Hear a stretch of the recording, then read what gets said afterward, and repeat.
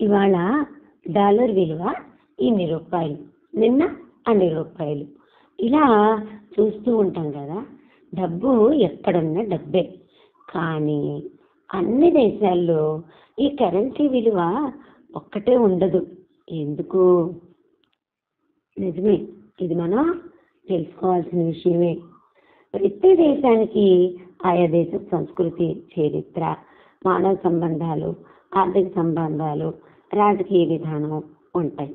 దేశాలు వేరువేరైన మానవులందరికీ ఆహారం, గాలి, నీరు లాంటి ప్రాథమిక అవసరాలతో పాటు వాహనాలు, నగలు, కంప్యూటర్లు, కాగితం, పుస్తకాలు, భవనాలు, లోహ పరికరాలు, మందులు, చెప్పులు, మోటార్లు, పెన్నులు, రంగులు, కళ్ళద్దాలు, ఎరువులు, విమానాలు ఇలాంటి వేలాది వస్తువులు, పరికరాలు సాధారణం.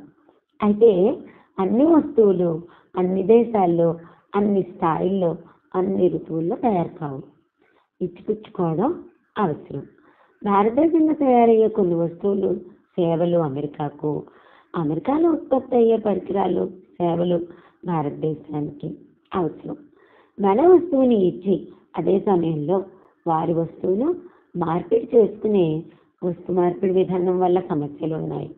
కాబట్టి ఈరోజు మనం కొన్ని వస్తువులను విదేశాలకు ఇచ్చి దానికి సంబంధించిన గుర్తుగా ఒక టోకెన్ తీసుకుంటాం. అదే టోకెన్ను రేపు నేను వారికి ఇచ్చి వారి వస్తువుల్ని తీసుకోగలను.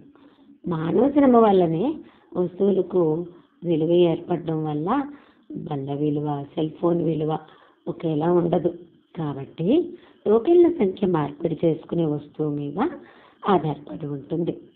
ఇలా వస్తు మార్పిడి వేర్వేరు దేశాల్లోనే కాకుండా ఒకే దేశంలో వేర్వేరు ప్రజలకు అవసరం అవుతుంది. కాబట్టి టోకెన్లు అంతర్జాతీయంగా, జాతీయంగా కూడా అవసరమే. ఆ టోకెన్లనే కరెన్సీ అంటారు. రూపాయి మన కరెన్సీకి ప్రమాణం. అమెరికాకు డాలర్ ప్రమాణం. ఐరోపా దేశాలకు యూరో ప్రమాణం. అంతర్జాతీయంగా బంగారాన్ని ప్రమాణంగా ఎంచుకున్నారు. అత్యంత విలువైంది కాబట్టి మన దేశంలో 10 గ్రాముల్ని దాదాపు 30,000 రూపాయలకి అమ్మితే, అమెరికాలో $500 పెడితే 10 గ్రాములు వస్తుంది.